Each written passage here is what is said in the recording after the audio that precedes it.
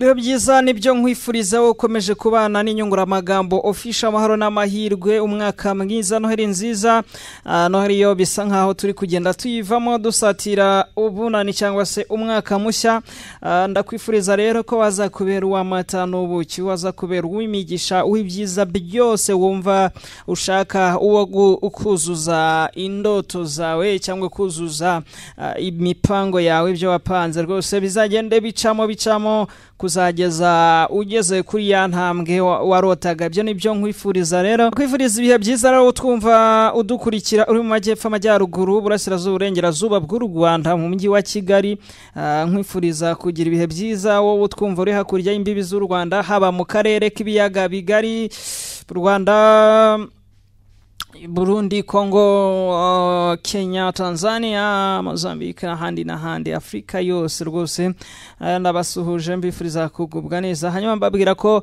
turagarutse muri ya makuru hari hashize iminsi tutari gutangaza amakuru menshi nibyo twizezaga umwaka hari igihe iminsi mikuru natwe iba yadufatiranye kadufatiranya igatuma akazi katakorwa huti ariko igihe kikagera tukongera tukavuga tuti reka amakuru noneho tuyabagezeho kubera rero icyo gihe cyose ubu ngubu mbazana icyo bita full package amakuru menshi cyane nk'ubu ngubu reka nkubwire ko nkuzaniye idonido nkuzaniye amakuru acukumbuye ibyo utabwiwe byose ku musirikare bivugwa ko ngo ari u Rwanda wafatiwe muri Republika Iharanira Demokarasi ya Kongo aravuga ikinyarwanda nibyo niyavuze aho akomoka urasanga ari ahantu hazwi nubwo hari uduce tumwe na tumwe ashyiramo nta nubwo ari udushyiramo abandi bantu bavuga ko ngo yababwiye hari utundi duce ashyiramo ukumva mu by'ukuri dushobora kuba tutabaho mu Rwanda ariko ukumva izindi quartier arazizi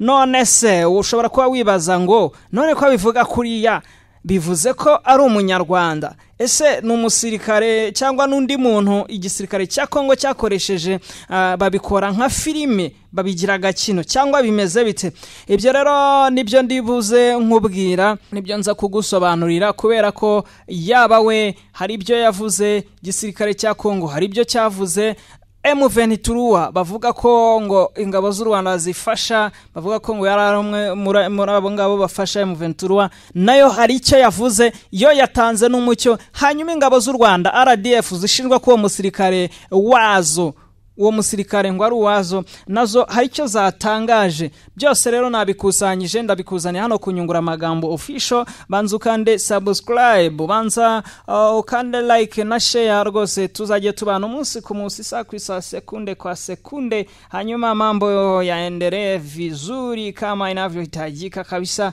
bigende neza cyane mutirera bimeze gute uzabona abantu barimo nk'uwitwa Boneli Mwamba uyu nguyu ni umukongomani yitango umwanaliste wa politike akavuga ko ngo bakora ibintu bijyanye n'ubucuruzi n'ubwanditsi mu bitangazamakuru ngo akaba mu bitangazamakuru bya leta birimo nk'icyitwa etiquette Yes yaragiye rero arandika yiha kwandika mu kinyarwanda ariko wabona ukumva ikinyarwanda ariko kwandika hari ukuntu kitumvikana neza ibyo bino ndaje rero tubikurikirane hanyuma ariko kandi ubwo bimeze uko hari abasivili 8 barekuwe muri Ituri barekurwa na FARDC ndetse na UPDF ubwo ni hagati y'ingabo za Kongo n'iza Uganda abantu 8 rero barekuwe ahitwa Irumu ni muri territoire ya Ituri ni territoire ni province ni muri Ituri hanyuma muri Kivu y'Epfo inyeshyamba zirenga 30 zishwe ziri kugerageza kwigarurira ikibuga cy'indege Iminembwe nuko nguko bimeze ubwo Nyiragongo naho abaturage basabwe kuba maso mu gihe M23 irimo itera kuko ngo ifite ngo gahunda yo gutera abayobozi bahitwa Bukumu hanyuma FARDC kandi ikavuga ko yaburijemo ikindi gitero cy'inyeshyamba za M23 ahitwa muri Minembwe nayo ngayo makuru ngufitiye rero nkwibutsa gukanda subscribe ukibyibuka itukoraho fyondaho rwose ibintu bigende neza cyane bikoze neza wow ingabo za Kongo rero ngo zerekanye umusirikare ariko ngiye kubisoma nk'uko uyu Mwamba yabyanditse mushobora kumva bidafite igisobanuro, ariko reka mbisome nk'uko yabyanditse. Yaranditse ngo ingabo za Kongo zerekana umusirikare w'ingabo z'u Rwanda zafashwe ku ya 21 Ukuboza. Private Karasuwani Hakizimana Iradukunda Jean Wimana nuko yabyanditse nyine ngo yavukiye i Rwanda ku ya 22 Gashyantare 2022 ngo n'umuhungu wa Bwana Hakizimana Amza na Madamu Kabanyana Jacqueline ngo usanzwe ngo komoka mu gace ka Ngororero ngo mu itsinda rya Murenge mu ntara ya Kazabi intara y'Uburengerazuba muri Rwanda ngo yinjiye mu kigo cy'amahugurwa cya Iwawa Karonge i Rwanda muri 2023 hamwe n'abandi 900 binjijwe mu gisirikare. Abayoboke bose bo mu Rwanda mbere yo kwambuka imipaka ya DRC banyuze muri Kinigi kugira ngo bagere muri parike ya Virunga aho bazakusanyirizwa mbere na Colonel Makenga Sultani, nyuma azoherezwa muri brigade ya gatatu tuyobowe na Colonel Kabundi no muri battalion ya Lieutenant Colonel Mirindi muri societe ya mbere ya Kapiteni Karegeya. Umuyobozi we w'ikigo cy'amahugurwa muri Rwanda ni Colonel Kanyamigwa. Muri kuri ubu umuyobozi w'ikigo cyigisha mu Ventura muri Canzu yafashwe ku ya 21 Ukuboza 2024 na FARDC ku musozi wa Mambasa hafi ya Limbongo mu gihe cy'imirwano n'ingabo zidasanzwe. Nuko nguko yabyanditse. Ubwo ngubwo nawe wakumva niba aho ngaho harimo igisobanuro cyumvikana, ariko kandi hari ibyo yavuze muraza kugenda mubibona ku mbuga nkoranyambaga zitandukanye. Muraza kubona amavideo asirikira yenda cara hirya no hino. Hari ubuhamya ari gutanga, hari itwaro yagaragazaga avuga ko ngo ari by'ingabo z'u Rwanda zikoresha, akavuga ko ngo muri Afurika arizo zonyine zibikoresha, ngo handi ngo babikoresha ni mu ngabo z'Uburusiya. Akaba avuga ko ngo ari ibibombe rero birenze ukuntu bitewe n'ukuntu abisobanura, kumva ko bibaye ko ingabo z'u Rwanda zibifite cyaba ari igikoresho kabisa gifite imbaraga. Muti rero abandi barabivugaho iki? Hari uwitwa Olivier Gatete, Olivier Gatete ngo akorera kuri Rwanda Nordic TV ni director wayo. Yavuze ati ni gute wafata umusirikare w'igihugu ntakubwire aminambayo ngo yayibuze rwose. Arongera avuga ati ubundi baramutse bafite ibizibiti babaye baramugejeje kuri AGVM, niyo bita Expanded Joint Verification Mechanism, ngo hanyuma bakagaragaza ko RDF yarenze imipaka ikavogera ikindi gihugu aricyo Kongo, ubundi hagakurikizwa amategeko. Aravuga ati izi ni po ebyiri wagenderaho ko analize, ati hari n'izindi nyinshi. Izi rero ngo ni propaganda ziri gukorwa na Kongo. Akaba avuga ko uko abibona arabona ko ari propaganda bari gukora bitewe n'uwo muntu bagaragaje. Hari n'abari kuvuga ngo yakoraga ngo mu matora ngo mbere ntabwo wamenya ibyo bashingiyeho bavuga ko ari we. Icyakora iyo foto bari kugaragaza iriho umuntu ujya gusa nawe. Ngayo nguko nayo makuru rero barimo bavugaho kuri uwo nguwo. Bivuga ko yafashwe n'ingabo za Kongo, bakaba bavuga ko ari umunyarwanda, ariko kandi hari ibyo noneho ingabo z'u Rwanda zavuze. Reka nze mbibarebere. Zafashe iryo tangazo rya Kongo rero ingabo z'u Rwanda ziravuga ngo izi ni fake news, ziravuga ngo aya namakuru y'ibihuha, ni propaganda z'ibihuha. Hari andi makuru rero aturuka kuri Kivu News, aravuga ko bitandukanye cyane n'ibyavuzwe ku mbuga nkoranyambaga ko AFC M23 ngo ntabwo yigeze ntabwo yigeze itwarwa ahantu. Bavuga ko ngo nta na milimetero imwe y'ubutaka bwayo yigeze itwarwa. ngo nta n'umusirikare n'umwe bigeze bahomba ndetse n'ibirindiro byabyo nta kirindiro cyabo kigeze giterwa ngo ahubwo ngo umwanzi ari kugenda yirukanwa mu midugudu itandukanye. Ayo ngayo niyo nkura kuri Kivu News. Nicyo ngicyo bari kuvuga rero, ariko tukiri kuri uyu musirikare hari icyo ingabo za M23 zavuze, hari icyo zatangaje zitanga umucyo kuri iyi nkuru rero, kuri uyu muhungu bavuga ko yaba ngo ari uw'u Rwanda, abandi bakavuga bati izo ngizo rwose ni ibihuha, ni propaganda zirimo ngo ubuswa, niko babitangaza. Reka rero turebe ngo M23 yo yatangaje iki nk'uko FARDC yigambye ikigamba ivuga ko nguriya ngo ari umusirikare w'u Rwanda wafatanyaga na M23. Ndi kubona uwitwa Colonel Wiringoma abitangaza. Umutwe wa 20 rero wa M23 wanyomoje igisirikare cya Repubulika ya Demokarasi ya Kongo FARDC cyagaragaje uwo cyise ko ari umusirikare w'u Rwanda, avuga ko ari ikinyoma cyambaye ubusa ngo cyo kuyobya uburari ku bibazo nyirizina biri muri Kongo. Ni nyuma yuko ku mbuga nkoranyambaga rero by'umwihariko izabashyigikiye ubutegetsi bwa Repubulika ya Demokarasi ya Kongo hacicikanya amashusho y'uwo FARDC yise umusirikare w'u Rwanda ngo wafatiwe ku rugamba ruhanganishije iki gisirikare na M23. Mbibutsa ko ntabwo ari ubwa mbere Kongo igaragaje abantu ivuga ko ari ab'u Rwanda, ari abasirikare b'u Rwanda, ariko bikaza kurangira basanze rero byari ibinyoma byambaye ubusa. Ni propaganda za gisirikare nyine, abantu batazi gushishoza iyo babwiye ibintu nk'ibyo bahita bumva ari byo koko, ariko mbabwire ko RDF ntabwo ikinishwa, ntago ifite abantu waza gufata uko yiboneye kandi uko ariko kose.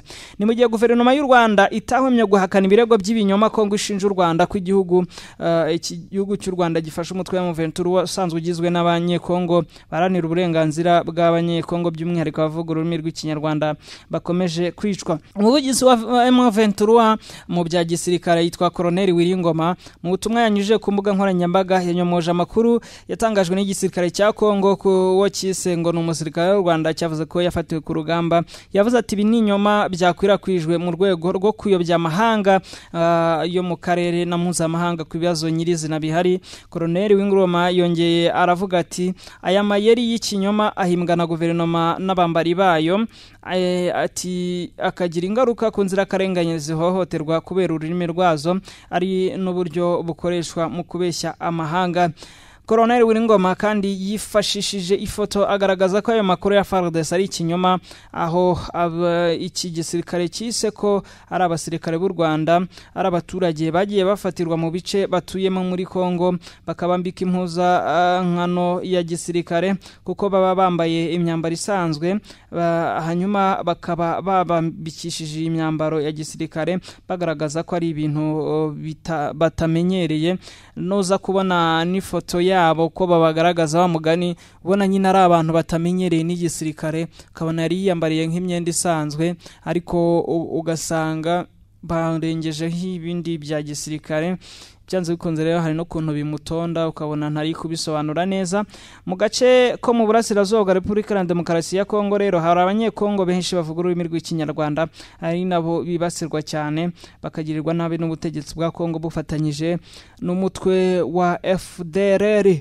Hanyuma rero muri rusange ari inyeshyamba 31 ngo ndetse n'abasirikare babiri b'ingabo za Repubulika ya Demokarasi ya Kongo bapfuye nyuma y'igitero cyagabwe n'umutwe w'inyeshyamba witwa Makanika Red Tabara, bari kurwana mu birindiro by'ingabo hagamijwe kwigarurira ikibuga cy'indege cya Kongo kiziba muri Minembwe, Kivu y'Amajyepfo. Ibi byemejwe na 7 ari nayo yabibwiwe na Lieutenant Mark Longo, umuvugizi w'ingabo mu majyepfo ya Kivu cyangwa se muri Kivu y'Amajyepfo. ati kuva ku ya 25 kugeza ku ya 26 Ukuboza 2024 rishyirahamwe ry'inyeshyamba ryashakaga kwigarurira no kugenzura ikibuga cy'indege cya Kiziba Iminembwe mu rwego rwo guhuza iki gice cya Repubulika Iharanira Demokarasi ya Kongo n'u Rwanda kugira ngo biborohereze gutanga intwaro, amasasu n'abakozi. Ibi byose rero hamwe ngo ni intego yo gufungura AFC cyangwa se Alliance Fleuve Congo mu 23 mbere kuri Kivu y'Amajyepfo. FARDC yaburijemo rero ngo ibyo bitero kandi abaterabwoba ngo bahuye n'umuriro mwinshi w'ingabo za Kongo ziyita ngo n'izindahembuka. Ku ruhande rwa FARDC hari abantu 2 bapfuye, abandi 3 barakomereka, naho 31 barapfa, abandi benshi barakomereka ku ruhande rw'umwanzi nkuko byasobanuwe n'uri ya Liyetona wa Kongo. Yamagariye abaturage ba Minembwe rero gutuza no kubizeza kw'ingabo z'igihugu cya Repubulika Iharanira Demokarasi ya Kongo ngo kiyemeje kubungabunga umutekano w'abaturage n'imitungo yabo. Tubibutsa ko muri iyi komine ya Minembwe rero iri mu cyaro mu gace ka Fizi mu majyepfo ya Kivu ekunze kugaragaramo ibitero by'imitwe yigometse ku ngabo no ku baturage muri rusange. Mu majyaruguru ya Kivu rero cyangwa se muri Kivu ya ruguru hari abasore binjijwe mu gisirikare bakaba basabwe kudatangaza amakuru akomeye ku mbuga nkoranyambaga. Icyamamare muri Kivu y'Amajyaruguru yitwa Jean Paul Waitwaro yatangije ubujurire busaba inkunga ingabo za Repubulika Iharanira Demokarasi ya Kongo mu gihe abasaba kwitonda cyane mu itumanaho ryabo. Kuwa gatanu tariki 27 Ukuboza 2024 mu butumwa bwoherejwe kuri 777 Jean Paul Waitwaro yashimiye intambwe igaragara ngo yatewe na FARDC mu mpande zitandukanye mu rugamba rwanamo na M23. Yibukije cyane itangazo ryazanywe ryatanzwe na Muzehe Laurent Desire Kabila hakurikijwe ngo intambara izarangirira aho yatangiye, ngo niko babivuze, bityo rero agaragaza ko yizera ko intsinzi iri hafi. Desire Kabila ngo niwe wavuze ngo intambara igomba kurangira aho yatangiriye. Icyakora uyu muntu uzwi cyane wo mu majyaruguru ya Kivu cyangwa se muri Kivu y'Amajyaruguru yashimangiye akamaro gakomeye ko gushishoza mu bikorwa bya gisirikare, yerekeza ku basore bari kwinjizwa mu gisirikare bakunze gutangaza amashusho kuva bava mu rugo mwimbere. Wicwaro rero yahamagariye abasirikare kugira ingamba zibanda ku mayeri ndetse n'ibanga gakondo ryabo ngo bakabivana kure y'urusaku rw'itangazamakuru. Ati ni intambara nubwo yarwanywe n'intwaro itari imbunda ngo ariko bisaba ubutwari bigaterwa no kumenya amakuru. Ati intambara yibanze kuri gakondo ndetse n'amayeri y'umuryango n'umuco ngo kure y'urusaku rudakenewe hagamijwe kurinda umutekano w'ibikorwa no kurengera ubusugire bw'igihugu cyabo. Muri icyo gihe kandi yongeye gushimangira icyizere kitajegajega yizera muri FARDC, ashimira ubutwari n'ubwitange bagize. Yamagariye rero abaturage bose gushyigikira ingufu z'ingabo muri iyo ntambara ngo baharanira amahoro n'ubusugire bwa Repubulika Iharanira Demokarasi ya Kongo. Hanyuma ibyo reka tubyihorere. Muri turi nababwe ko ari abasivili 8 barekuwe n'ihuriro rya FARDC ku bufatanye na UPDF muri Lumu. UPDF ni igisirikare cya Uganda. Kwa kabiri tariki ya 24 Ukuboza 2024 hari abasivili 8 barekuwe bavanwa mu maboko y'inyeshyamba z'ingabo z'ubumwe za ADF, ni wa mutwe urwanya Uganda n'umutwe wa FARDC mu karere ka Lumu. Umuryango utegamiye kuri leta mu karere ka Lumu wavuganye na 7sur7 wemeza aya makuru, wavuze ko abahohotewe bari barafashwe mu bitero bya ADF berutse kwibasira igice cy'umuhanda wa Eringeti Kainama na Komanda Mambasa. Nuko nguko bimeze rero ngo ibikorwa by'ihuriro rya FARDC UPDF muri no misi birashoboka bigenda byoroha kandi ngo mu majyepfo y'akarere ka Lumu biri kuhakorerwa cyane. Hari n'ubwumvikane cyane cyane no gutanga umutuzo mu bigo bimwe na bimwe byahoze ari ibirindiro by'inyeshyamba za ADF. Inzego nyinshi ariko ngo zirasaba ko ingufu za gisirikare cyangwa se abasirikare bakongerwa kugira ngo batsinde umwanzi burundu. Tubibutsa ko ihuriro FARDC UPDF ryarekuje abagera ku 117 mu maboko y'inyeshyamba za ADF mu ijoro ryo ku ya 30 kugeza ku ya 31 Ukwakira, ni mu ishyamba rya Montreuil mu butegetsi bwa Wallace Vonkutu mu majyepfo y'akarere ka Lumu. Tugarutse gato muri Nyiragongo, hari abaturage basabwe kuba maso ku bijyanye n'umutekano muke uhari, bavuga ko ingabo za M23 ngo zifite gahunda yo gutera ubuyobozi bwo muri Bukumu nyine. Kuwa kane tariki ya 26 Ukuboza 2024, umuryango mugari wa Mwami Kahembe Kabugunda Paul, wa muntu w'ikirangire w'umutware wo mu butware bwa Nyiragongo,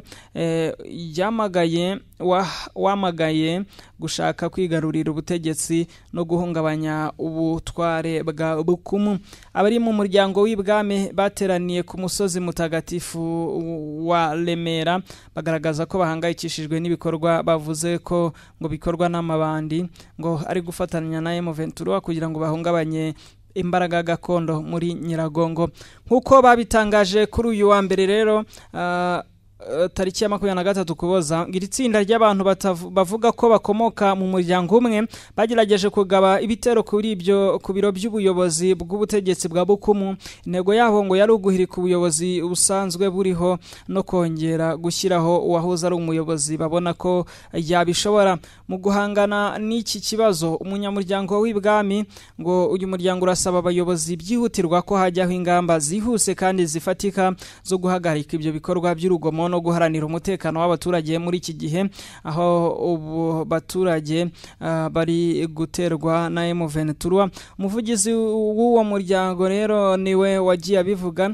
Hari igice cy'ubutaka rero bwa Nyiragongo gituwe kirimo inyeshyamba za M23 ayitwa Kibumba mu birometero 23 mu majyaruguru y'umujyi wa Goma. Beshi mu baturage ba Kibumba bagiye bahungira imunigi mu majyepfo y'intara ya Nyiragongo batinya ko habaho ibikorwa by'umutekano mubi.